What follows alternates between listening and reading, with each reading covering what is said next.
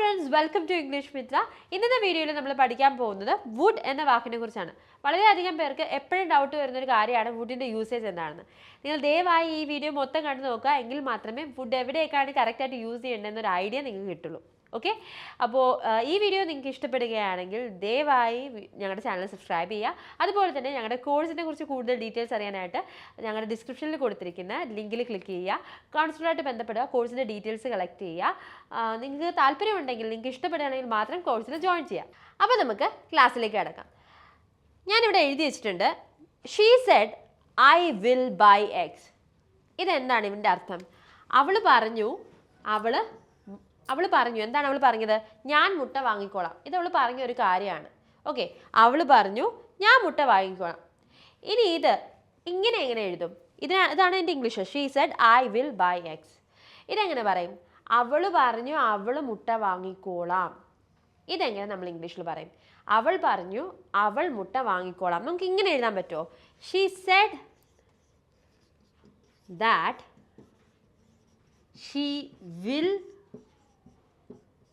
By eggs.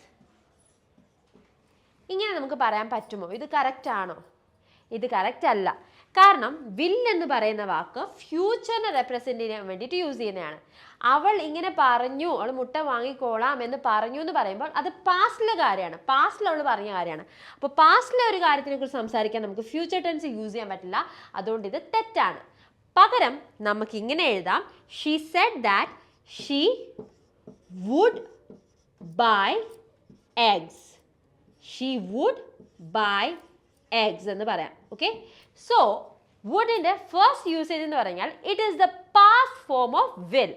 Will എന്ന് പറയുന്ന വാക്കിൻ്റെ അല്ലെങ്കിൽ ഓക്സിലറി വേർബിൻ്റെ പാസ്റ്റ് ഫോമാണ് എന്താ? വുഡ് എന്ന് പറയുന്നത്. അപ്പോൾ വില്ല് നമ്മൾ ഫ്യൂച്ചർ ടെൻസിൽ യൂസ് ചെയ്യുമ്പോൾ വുഡ് നമ്മൾ പാസ്റ്റ് ടെൻസിൽ യൂസ് ചെയ്യും. ഓക്കെ, ഫ്യൂച്ചറിൽ നമ്മുടെ ഇപ്പോഴത്തെ ഫ്യൂച്ചർ കുറച്ച് നേരം കഴിയുമ്പോൾ അത് പാസ്റ്റ് ആവും അല്ലേ? അപ്പോൾ ആ സമയത്ത് ആ കഴിഞ്ഞു പോയ ഫ്യൂച്ചറിനെ കുറിച്ച് സംസാരിക്കാൻ വേണ്ടി നമുക്ക് വുഡ് യൂസ് ചെയ്യാം. For example, she said I will buy eggs എന്നുള്ളത് she said that she would buy eggs എന്നാകും. അടുത്തതായിട്ട് നമ്മുടെ വുഡിൻ്റെ യൂസേജ് എന്ന് പറഞ്ഞാൽ യൂസ് ടു എന്ന ഫ്രേസിന് പകരമായിട്ട് നമുക്ക് വുഡ് യൂസ് ചെയ്യാം. എപ്പോഴാണ് നമ്മൾ യൂസ് ടു പറയുന്നത്?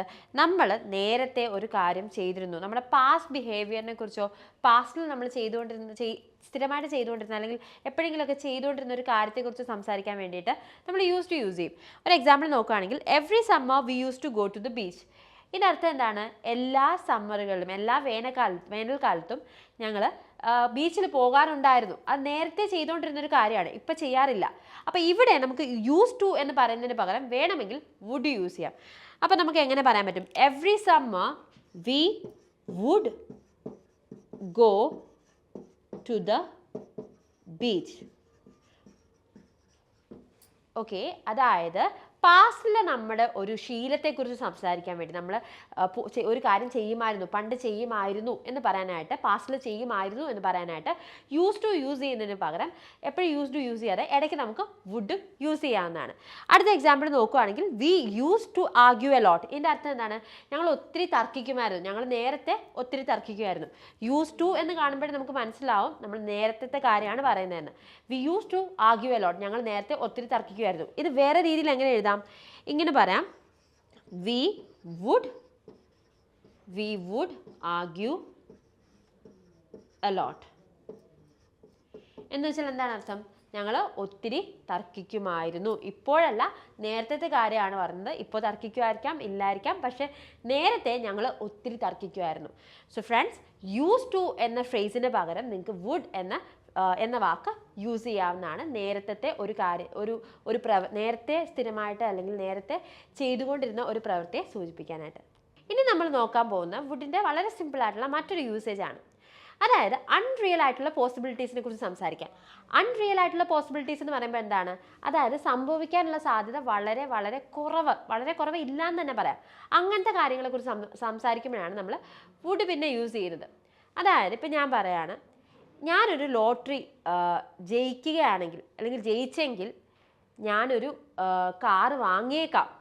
അതെ, ഇപ്പം എൻ്റെ കയ്യിൽ ലോട്ടറി ഇല്ലാതെ ഞാനിങ്ങനെ ലോട്ടറി ജയിക്കുന്നത്? ലോട്ടറി ഇല്ല എൻ്റെ കയ്യിൽ, ലോട്ടറിയും ഇല്ല, അത് ജയിക്കത്തുമില്ല, ഇല്ലാത്ത സ്ഥിതിക്ക് അത് ജയിക്കത്തുമില്ല, ഞാൻ കാറ് വാങ്ങിക്കത്തുമില്ല. ഇതൊക്കെ എൻ്റെ ഇമാജിനേഷനാണ്. ഞാൻ പറയാണ് ജയിക്കുമെങ്കിൽ, ഓക്കെ, ലോട്ടറി എൻ്റെ കയ്യിൽ വെച്ചിട്ടാണ് ഞാൻ പറയുന്നതെങ്കിൽ എന്തെങ്കിലും ഒരു സാധ്യത ഉണ്ടെന്ന് നമുക്ക് പറയാം. പക്ഷേ എൻ്റെ കയ്യിൽ ലോട്ടറി പോലും ഇല്ല. അപ്പോൾ അങ്ങനത്തെ സാഹചര്യത്തിൽ അൺറിയൽ ആയിട്ടുള്ള ഒരു പോസിബിലിറ്റിയാണ്. ആ സാഹചര്യത്തിൽ നമുക്ക് വുഡ് യൂസ് ചെയ്യാവുന്നതാണ്. ഫോർ എക്സാമ്പിൾ, എൻ്റെ കയ്യിലൊരു ഞാനൊരു ലോട്ടറി ജയിച്ചെങ്കിൽ, അപ്പം if I won a lottery. ഇനി അടുത്തത് എങ്ങനെ പറയും? ഞാനൊരു കാറ് വാങ്ങിയേക്കാം. അതെങ്ങനെ പറയാം? ആ സാഹചര്യത്തിൽ നമുക്കിങ്ങനെ പറയാം, I would buy a car. I would buy a car. ഞാനൊരു കാറ് വാങ്ങിയേക്കാം. ഓക്കെ, ഞാനൊരു കാറ് വാങ്ങിയേക്കാം. ഇനി അടുത്ത എക്സാമ്പിൾ നമുക്ക് നോക്കാം. ഞാൻ പണക്കാരനായിരുന്നെങ്കിൽ എന്ത് ചെയ്തേനെ? ഞാൻ ഒരു വീട് വാങ്ങിയേനെ. ഓക്കെ, ഞാനൊരു വീട് വാങ്ങിയേനെ, അല്ലെങ്കിൽ വീട് വാങ്ങിയേക്കാം. ഓക്കെ, അങ്ങനെ നമുക്ക് പറയണമെങ്കിൽ നമുക്ക് എങ്ങനെ പറയാൻ പറ്റും? അതായത് ഇപ്പം എൻ്റെ കയ്യിൽ പൈസയൊന്നുമില്ല, ഞാൻ പണക്കാരനുള്ള സാധ്യതയും വളരെ കുറവാണ്, അപ്പം വീട് വാങ്ങിക്കാനുള്ള സാധ്യത വളരെ വളരെ വളരെ കുറവാണ്, ഇല്ലെന്ന് തന്നെ പറയാം. അങ്ങനത്തെ സാഹചര്യത്തിൽ അത് നമ്മൾ ഇംഗ്ലീഷിൽ പറയും. ഓക്കെ, നമുക്കിങ്ങനെ പറയാം, if I were rich I would buy a house. ഞാൻ ഒരു വീട് വാങ്ങിയേക്കാം. ഞാൻ പണക്കാരനായിരുന്നെങ്കിൽ, പക്ഷെ ഞാൻ പണക്കാരനാണോ? ഞാൻ പണക്കാരനല്ല. വീട് വാങ്ങിക്കാനുള്ള സാധ്യത വളരെ കുറവാണ്, ഇല്ലെന്ന് തന്നെ പറയാം. അങ്ങനെ നമ്മുടെ ഇമാജിനേഷനിലുള്ള നമ്മുടെ ആഗ്രഹങ്ങൾ, സ്പെഷ്യലി നമ്മുടെ ആഗ്രഹങ്ങൾ, നടക്കാൻ ഒരു സാധ്യതയില്ലാത്ത ആഗ്രഹങ്ങളെക്കുറിച്ച് പറയുന്ന സമയത്ത് നമുക്ക് വുഡ് എന്ന വാക്ക് യൂസ് ചെയ്യാവുന്നതാണ്. അപ്പോൾ നമ്മൾ ഇന്ന് പഠിച്ചത് ഏറ്റവും ബേസിക് ആയിട്ട് നിങ്ങൾ അറിഞ്ഞിരിക്കേണ്ട വുഡിൻ്റെ 3 യൂസേജസ് ആണ്. ഈ 3 യൂസേജസ് ആണ് മോസ്റ്റ് ഇമ്പോർട്ടൻ്റ് നമ്മൾ യൂസ് ചെയ്യുന്നത്. അപ്പോൾ ഇതിൽ നിങ്ങൾക്ക് എന്തെങ്കിലും ഡൗട്ട്സ് ഉണ്ടെങ്കിൽ നിങ്ങൾക്കത് കോമൻറ്റ് സെക്ഷനിൽ പോസ്റ്റ് ചെയ്യാവുന്നതാണ്. അത് ഞാൻ ക്ലിയർ ചെയ്ത് തരുന്നതായിരിക്കും. ഇതുപോലത്തെ എന്തെങ്കിലും ഒരു കാര്യം നിങ്ങൾക്ക് പഠിക്കാൻ താല്പര്യമുണ്ടെങ്കിൽ അത് നിങ്ങൾക്ക് കോമൻറ്റ് സെക്ഷനിൽ പോസ്റ്റ് ചെയ്യാൻ നമ്മൾ അതിനെക്കുറിച്ച് ക്ലാസ് എടുക്കുന്നതായിരിക്കും.